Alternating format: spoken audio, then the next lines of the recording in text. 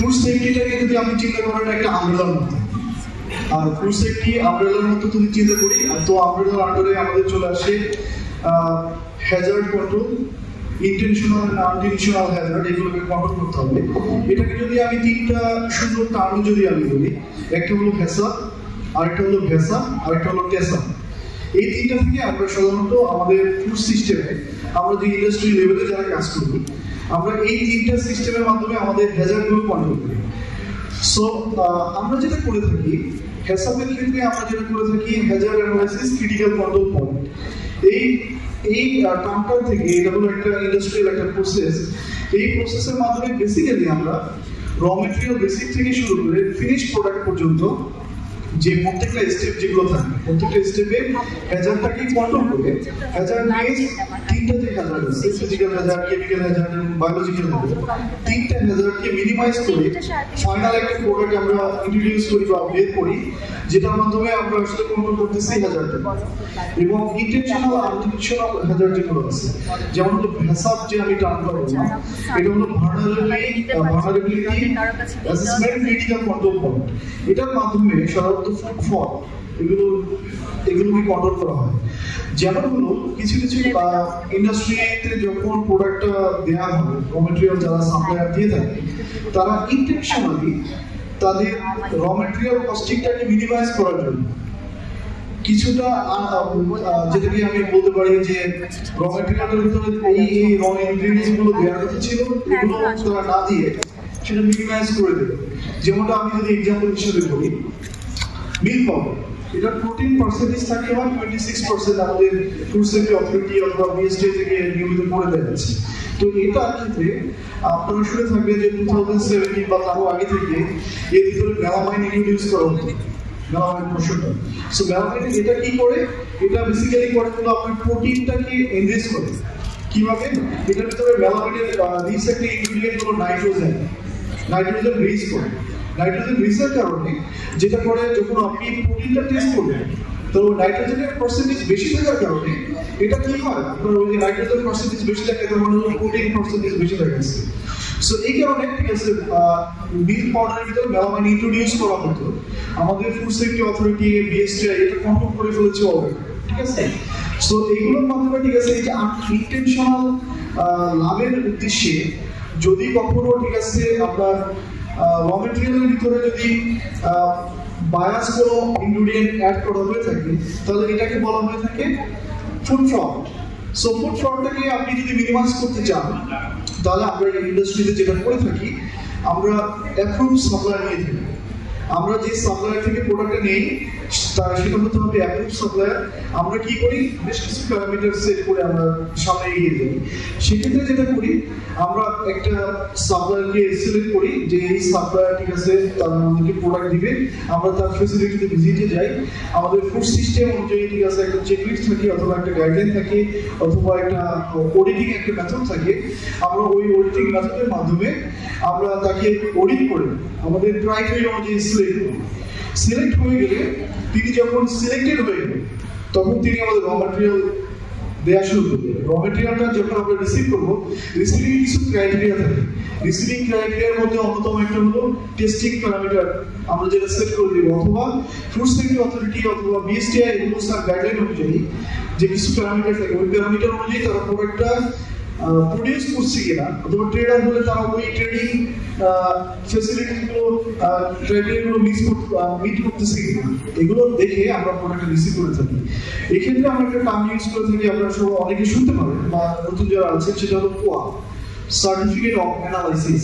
Certificate of অ্যানালাইসিসটা হলো একটা কোম্পানির পক্ষ থেকে বলে দেওয়া হয় যে আমার এই র ম্যাটেরিয়ালগুলো, এই প্যারামিটারগুলো আমি রিসিভ করবো।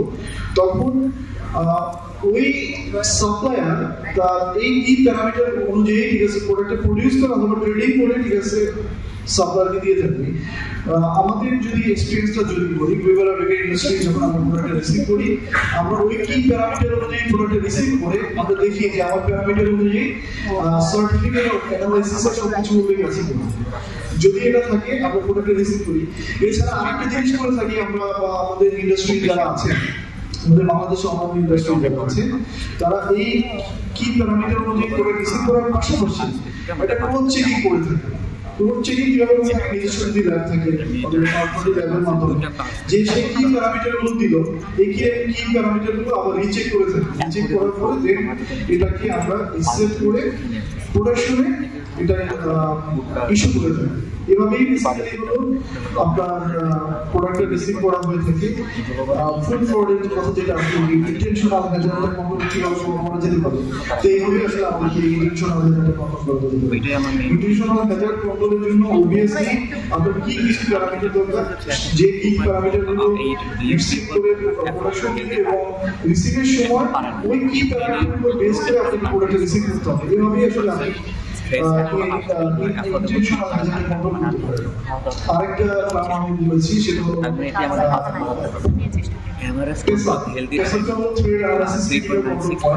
যেটা হলো একটা ফুড ইন্ডাস্ট্রিতে ডিফেন্সটাকে স্ট্রং করতে হবে। যদি ফুড ইন্ডাস্ট্রির বাহির থেকে কেউ ইন্টেনশনালি ঠিক আছে কোনো একটা হার্ম করার জন্য আপনার ইন্ডাস্ট্রিতে ইন করে আপনার ওইখানটা হার্ম করতে পারে, যেমন হতে পারে যে ড্রিঙ্কিং ওয়াটারের একটা প্লান্ট আছে, যে ড্রিঙ্কিং ওয়াটারটা আমি গ্রাউন্ড ওয়াটার থেকে ট্রিটেড করে আমরা ট্যাঙ্কে রাখছি, ওইখান থেকে আমি ফুড প্রোডাকশনে ইউজ করতেছি। তো দেখা গেল কেউ ইন্টেনশনালি হার্ম করার জন্য ফুড সিস্টেমটাকে সে ইন্ডাস্ট্রিতে প্রবেশ করবো, যদি সিকিউর না থাকে, আনসিকিউর অবস্থা থাকলে সে ওখানে প্রবেশ করে ওই ড্রিঙ্কিং ওয়াটারের ভিতরে বিষ মিলিয়ে দিতে পারে। অথবা এমন হতে পারে যে সাপোজ আমার ইন্ডাস্ট্রিতে 400 জন স্টাফ আছে, অন্য একজন কম্পিটিটর একজন স্টাফ কোম্পানি থেকে ইন্টেনশনালি ওই সিস্টেমটাকে হ্যাম্পার করার জন্য আমার র ম্যাটেরিয়ালের সাথে কিছু মিক্স করে দেবে, অথবা এমন হতে পারে ফাইনাল প্রোডাক্টের সাথে একটা ব্রেড মিক্স করে দেবে। সো এইভাবেই আসলে ইন্টেনশনাল হ্যাজার্ড, যেটাকে আমরা বলতেছি যে এটা আসলে আর্থিক উদ্দেশ্য না, এটা হচ্ছে নৈতিকতার অহংকারের কারণে থাকে যে আপনি একটা কোম্পানিকে কিভাবে ডিমিনিশ করতে পারেন, যে তাকে রেপুটেশন নষ্ট করার জন্য সাধারণত এই জিনিসগুলো করা হয়ে থাকে টেসাবের মাধ্যমে। সো টেসাবটাকে যদি আমরা স্ট্রং করতে চাই, সেক্ষেত্রে যেটা করতে হয় ডিফেন্স সিস্টেমটাকে স্ট্রং করতে হয়। যেমন একটা ইন্ডাস্ট্রিতে সিকিউরিটি থাকতে হবে, সিকিউরিটি লেভেলে তাকে এন্ট্রি করে ভিতরে প্রবেশ করতে হবে, ভিতরে এক্সচেঞ্জ মতো থাকতে হবে। আপনার যদি রেসিপিগুলো থাকে, রেসিপিগুলো যেন সিকিউর অবস্থায় থাকে, এগুলো পাসওয়ার্ড দিয়ে রাখতে হবে, আপনার এক্সচেঞ্জ মতো থাকতে হবে, কম্পিউটারগুলো লক অবস্থা থাকতে হবে। সো এইভাবেই আসলে আমরা ডিফেন্স সিস্টেমটাকে স্ট্রং করে থাকি, যেটাকে আমরা টেসাবের মাধ্যমে কন্ট্রোল করে থাকি। এই যে তিনটা সিস্টেম আমি বললাম, হ্যাসাব, হ্যাসাব এবং টেসাব, এই তিনটা কি আসলে বেসিক্যালি আপনাকে কন্ট্রোল করার জন্য ঠিক আছে আপনার যেটা করতে হবে কিছু সিস্টেম ডেভেলপ করতে হবে, আলাদা করে টিম করতে হবে। টিমের ভিতরে তিন মাল্টি ডিসিপ্লিনারি টিম থাকতে হবে, যেমন প্রোডাকশন থেকে একজন রাখা, কিউ থেকে একজন রাখা, সিকিউরিটি থেকে একজন রাখা, এইচআর থেকে একজন রাখতে পারেন, অ্যাকাউন্টস থেকে একজন রাখতে পারেন। এগুলো করে আপনাকে একটা টিম ডেভেলপ করে দেন আপনাকে রিস্ক অ্যানালাইসিস করতে হবে। মানে আমাকে রিস্ক অ্যানালাইসিস করতে হবে প্রত্যেকটা স্টেপে।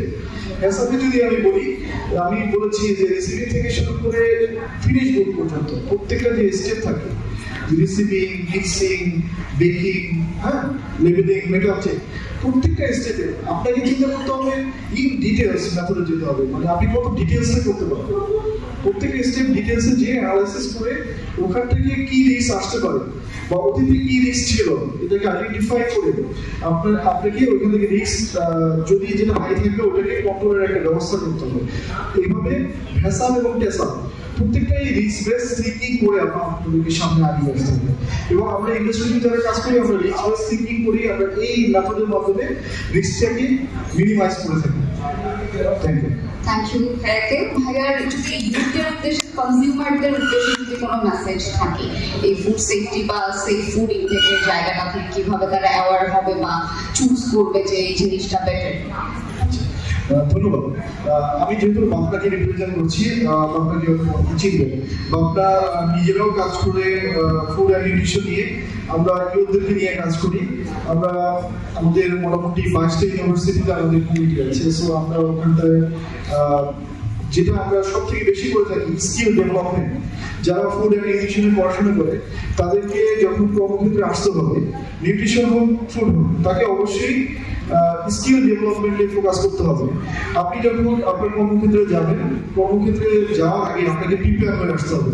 সো প্রিপেয়ার কিভাবে হতে পারে, আপনি যদি ঠিক আছে নিউট্রিশন সেক্টরে যদি ফোকাস করতে চান, আপনাকে অবশ্যই আপনাকে ভালো করে ট্রেনিং অংশগ্রহণ করে আপনাকে স্কিলটাকে এনহ্যান্স করে আসতে হবে।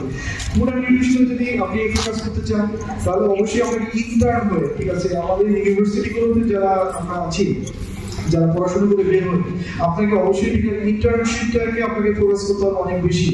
3 মাস 6 মাসের যে ইন্টার্নশিপ প্রোগ্রামগুলো থাকবে, নিউট্রিশনে যদি আপনি নিউট্রিশনিস্ট হতে চান, যেমন আমাদের দেশে অনেক ভালো কাজ করছেন পুষ্টিবিদ ফাউন্ডেশন, তারা ঠিক আছে এখানটায় ইন্টার্নশিপ করার জন্য অনেক ফোকাসিং করে থাকে, বাংলা এগুলোতে অনেক ফোকাসিং করে থাকে। এছাড়া অনেক অর্গানাইজেশন আছে যাদের করতে আপনারা যেতে পারেন, অথবা পার্সোনালি যোগাযোগ করতে পারেন, বা আমাদের মধ্যে যারা ইন্ডাস্ট্রিয়ালিস্ট যারা আছে, অনেক ইন্ডাস্ট্রিতে আপনাদের ফুড ইন্ডাস্ট্রিতে ফোকাস করতে চান, তারাও ইন্টার্নশিপ করে বেসিক কিছু প্রোগ্রাম আপনাকে অংশগ্রহণ করে ঠিক আছে স্কিল ডেভেলপ করে সামনে এগিয়ে আসে। ফুডের ক্ষেত্রে যদি বলতে হয়, ঠিক আছে, আপনাকে হ্যাসাপের লেভেল 2 অথবা লেভেল 3 আপনার এই স্কিল ডেভেলপমেন্টের ট্রেনিং প্রোগ্রামে অংশগ্রহণ করে আপনি আসতে পারেন।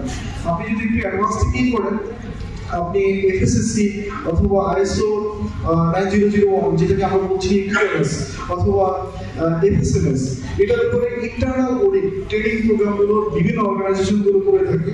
সেখান থেকে আপনার এই বেসিক জ্ঞানটুকু নিয়ে যখন আপনি একটা ভাইভা বোর্ডে ফেস করবেন, তখন যেটা হবে যে আপনি আপনাকে রিপ্রেজেন্ট করতে পারবেন অনেক ভালোভাবে, এবং আপনি যেটা শিখেছেন সেটাকে অনেকটা অ্যালাইন করতে পারবেন food safety terms and টুলসে।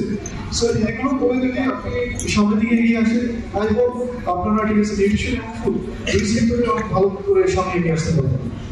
Thank you so much.